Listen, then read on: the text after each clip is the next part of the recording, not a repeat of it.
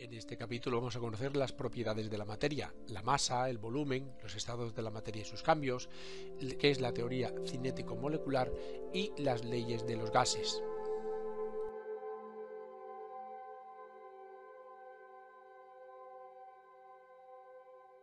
En la primera de las 5 partes hablaremos de la masa, quién tiene masa, qué es la masa y las formas de medición.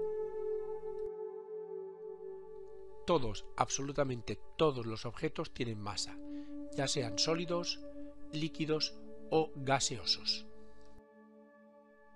¿Y qué es la materia? Pues es todo aquello que se extiende en cierta región del espacio-tiempo, posee una cierta cantidad de energía y está sujeto a cambios en el tiempo y también a interacciones con aparatos de medida.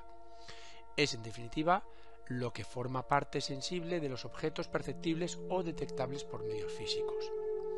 Y la materia tiene masa y volumen. La masa sería la cantidad de materia que tiene un cuerpo, la unidad de medida es el kilo y su abreviatura es la m minúscula. Y el volumen es la cantidad de espacio que ocupa un cuerpo. La unidad es el metro cúbico de medida y su abreviatura es la v. Las formas de medirlas son las siguientes.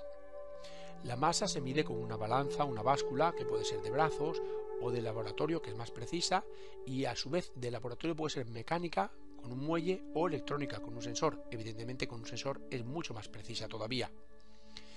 Y el volumen mediante un método matemático, cuando el sólido tiene fórmula regular, lo vemos aquí, lado por lado, o mediante el método experimental, cuando un cuerpo regular o irregular se sumerge en una probeta. Lo podemos ver aquí cómo sube el nivel cuando ponemos el cuerpo dentro de la probeta, y ese sería exactamente el volumen que ocupa.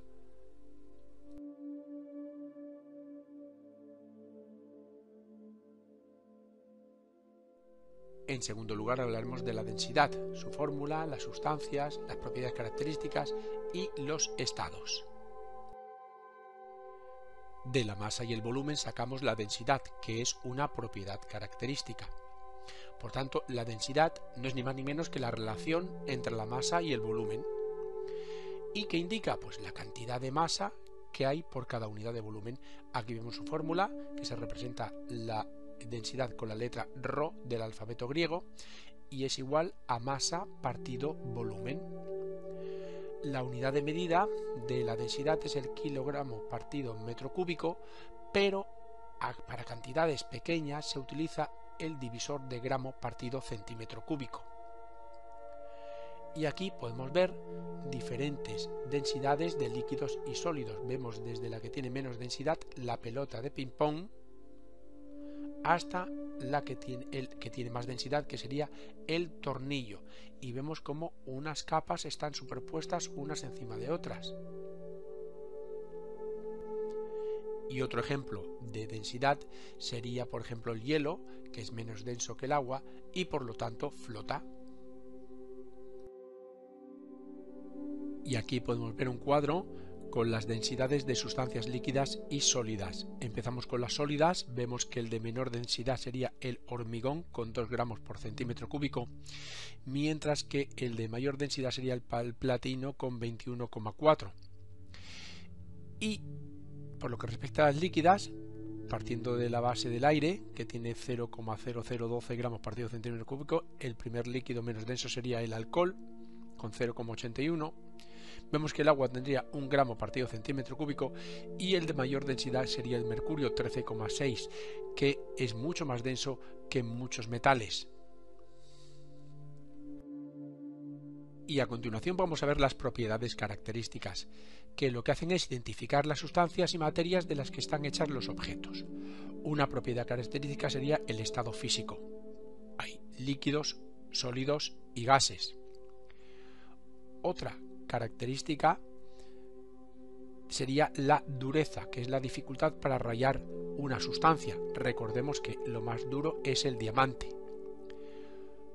Otra característica para identificarlo sería la densidad, que es la cantidad de masa en un determinado volumen.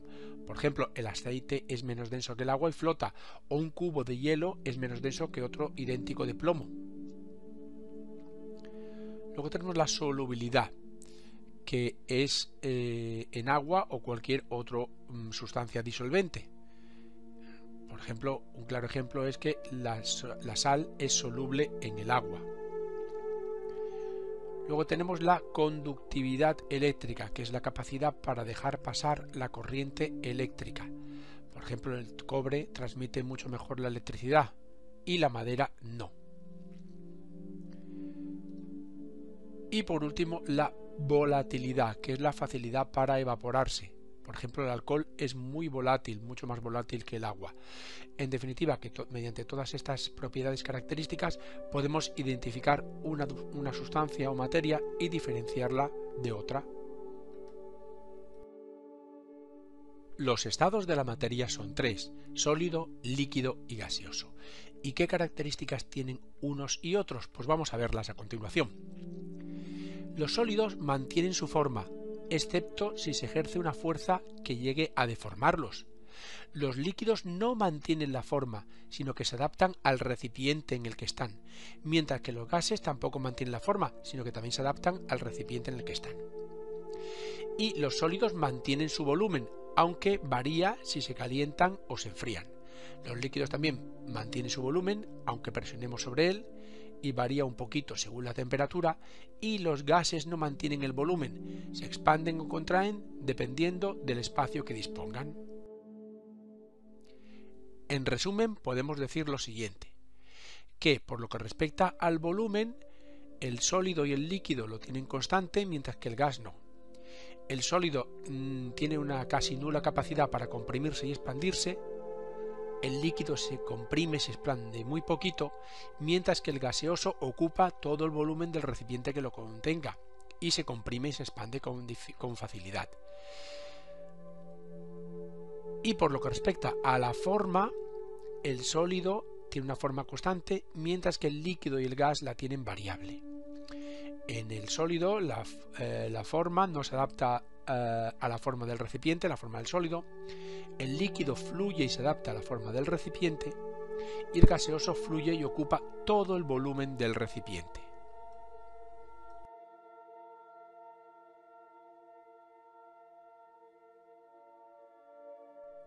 A continuación hablaremos de la teoría cinético-molecular, de sus bases, sus postulados y la explicación de los tres estados. Sabemos que la materia está hecha de partículas muy pequeñas, que pueden ser de diferentes tipos: las moléculas, que es un grupo de diferentes átomos, los átomos o los iones, que son moléculas o átomos con carga eléctrica. Bueno, pues todas ellas se comportan de diferente forma según el estado en el que estén, en sólido, en líquido o en gas. Pues vamos a ver cómo se comporta, pero primero daremos unas bases de esta teoría, que son 4 postulados fundamentales. El primero dice que la materia está constituida por partículas, que pueden ser átomos como moléculas, y el tamaño de estos y su forma característicos permanecen en estado sólido, líquido o gas. El segundo dice que las partículas ejercen entre sí unas fuerzas de atracción que se llaman fuerzas cohesivas, que las mantienen unidas y es necesario vencerlas para fundir un sólido o evaporar un líquido. Y estas fuerzas son, lógicamente, muy grandes en los sólidos, moderadas en los líquidos e inexistentes en los gases. Por eso estas partículas están en continuo movimiento constante de carácter aleatorio, pero en los sólidos líquidos los movimientos están limitados por las fuerzas cohesivas, que los mantienen unidos. El tercero asegura que la energía depende de la temperatura. A mayor temperatura, más movimiento y mayor energía cinética, es decir, velocidad. Y el último dice que las colisiones entre las partículas son elásticas. En una colisión, la energía cinética de una partícula se transfiere a otra sin pérdidas de la energía global. El comportamiento de los tres estados, según la teoría cinético-molecular, es el siguiente. En el modelo sólido, las partículas están fijas, juntas y ordenadas, tienen un movimiento de vibración y ocupan poco volumen. Por tanto, las fuerzas de cohesión son intensas, la forma y el volumen son constantes y su densidad es alta. En el estado líquido las partículas están más separadas que en el estado sólido, tienen más movilidad y se deslizan unas con respecto a otras, por tanto las fuerzas de cohesión son intermedias, la forma es variable pero el volumen es constante y la densidad es media. Y por último, en el estado gaseoso, las partículas están muy separadas, se pueden mover libremente a gran velocidad, por tanto las fuerzas de cohesión son casi nulas, el volumen y la forma son variables y la densidad es muy baja.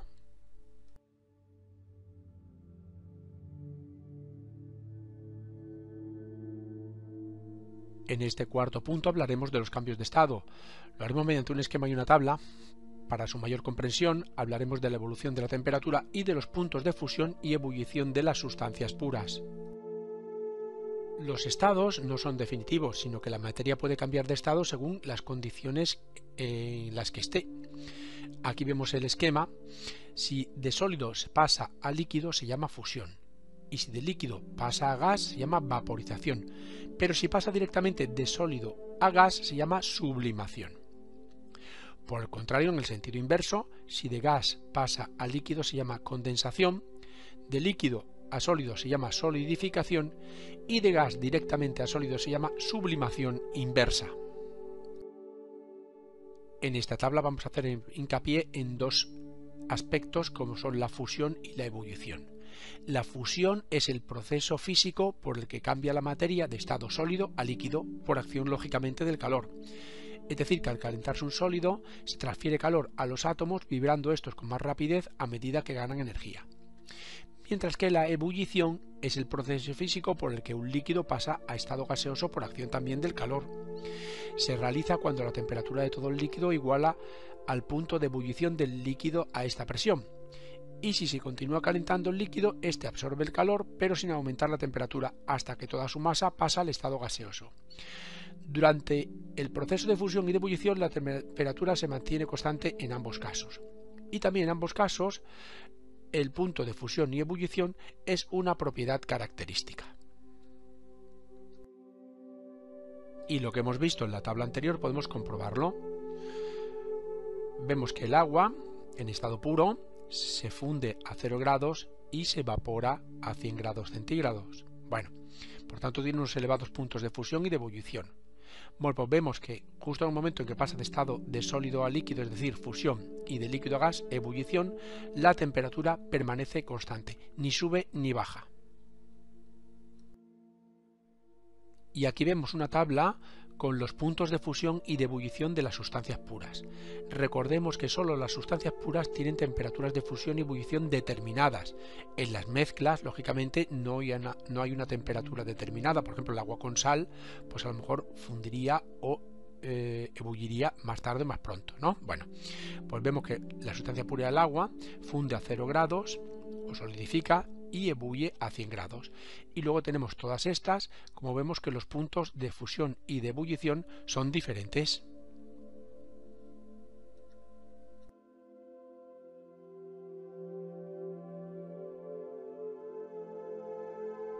Y en último lugar hablaremos de las leyes de los gases, la de Boyle-Mariotte, la de Charles y la de Gay-Lussac. Vamos a ver las tres leyes rápidamente. La primera comenta que el volumen varía con la presión, porque los choques de las partículas de un gas contra las paredes de un recipiente constituyen la presión que ejerce el gas. La segunda, que el volumen varía con la temperatura, porque a mayor temperatura, mayor movimiento de las partículas y por tanto la distancia entre ellas será mayor y se generará un aumento de volumen, siempre a temperatura constante. Y la tercera dice que la presión varía con la temperatura, porque a mayor temperatura, mayor movimiento de partículas y un mayor número de choques, y por tanto se produce un aumento de la presión, lógicamente también a mayor temperatura constante. La primera ley es la de los científicos Boyle y Mariotte, en la que dice que a mayor presión, menor volumen. Por tanto, presión y volumen son magnitudes inversamente, ojo, inversamente proporcionales. Aquí podemos ver las fórmulas en las que vemos que la P de presión es igual a una constante K dividido volumen, o presión por volumen es igual a la constante. En definitiva, ¿qué nos dice esto? Que si ejercemos el doble de presión, tendremos la mitad de volumen. Y si ejercemos el triple de presión, tendremos un tercio de volumen. Esto podemos verlo en esta imagen. Aquí tenemos un émbolo que ejercemos una atmósfera de presión sobre 1,5 litros de gas y a una temperatura constante, si ejercemos el doble de presión, 2 atmósferas, tendremos la mitad de gas, 0,75. Esto podemos apreciarlo en un GIF animado que vas a ver a continuación, en la que al aumentar la presión disminuirá lógicamente el volumen.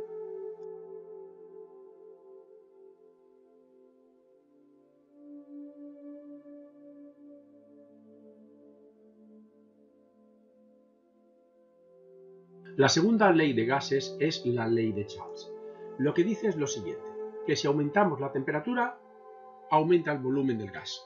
Así de claro y de sencillo. Por tanto, hay una relación entre las magnitudes de temperatura y volumen. Aquí tenemos la fórmula, volumen es igual a temperatura por constante, K, y volumen partido temperatura es igual a constante. ¿Qué significa esto? Que, por ejemplo, si tenemos el doble de temperatura, aumentamos el doble de temperatura, aumentaremos el doble de gas.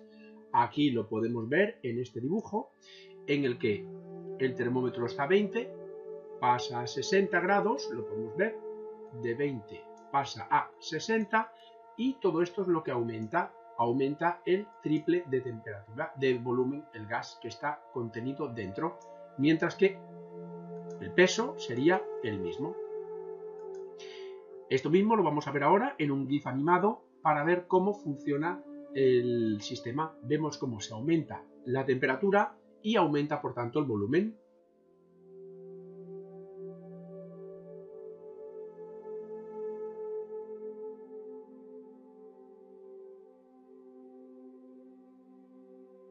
Y la tercera ley de gases es la ley de Gay-Lussac, que es lo que dice que si aumentamos la temperatura, también aumenta la presión. Por tanto, hay una relación directa entre la presión y la temperatura. Aquí vemos la fórmula, presión es igual a temperatura por constante, o presión partido temperatura es igual a constante, y lo que dice es lo siguiente, que si se duplica la temperatura, se duplica la presión.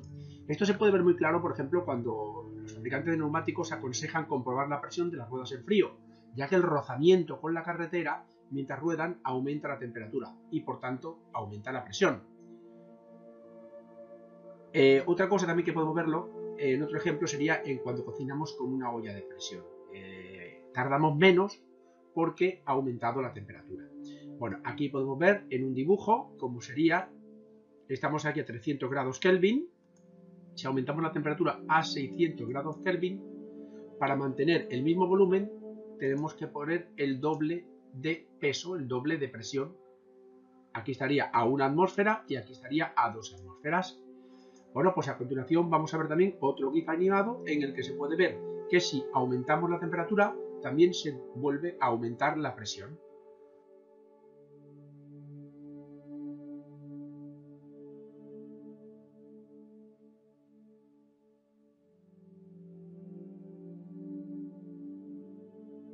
Y esto ha sido todo. Muchas gracias por escucharme y espero que te haya servido de ayuda. Para más información entra en youcan.com.